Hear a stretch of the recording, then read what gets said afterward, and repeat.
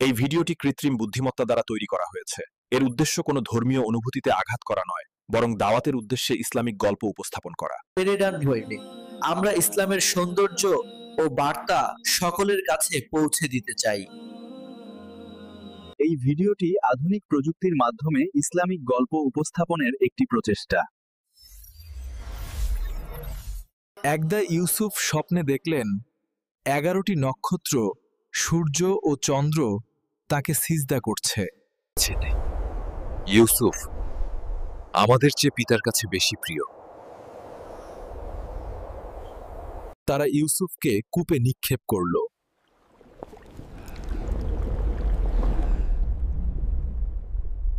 একদল পথিক তাকে কূপ থেকে উদ্ধার করে মিশরে নিয়ে গেল এবং বিক্রি করে দিল।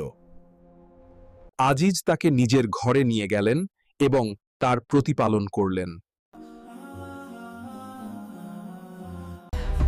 এসো, আমি তোমার জন্য প্রস্তুত আছি।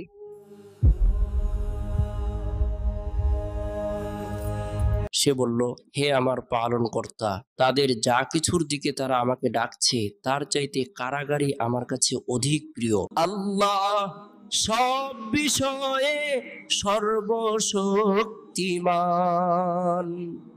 বাদশা বললেন, আমি স্বপ্নে দেখলাম 7টি মোটা তাজা গাভী, এদেরকে 7টি শীর্ণকায় গাভী খেয়ে ফেলছে এবং 7টি সবুজ শীষ ও অন্যগুলো শুষ্ক। এখন সত্য প্রকাশিত হলো।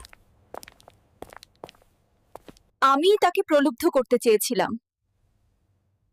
ইউসুফ বললেন, আমাকে দেশের ধন ভাণ্ডারের দায়িত্ব দিন।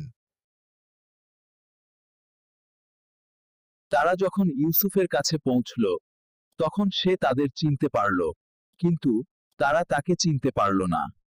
আমি ইউসুফ, আর এই আমার ভাই।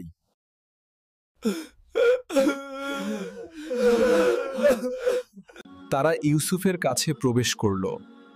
ইউসুফ তার পিতামাতাকে নিজের কাছে স্থান দিলেন।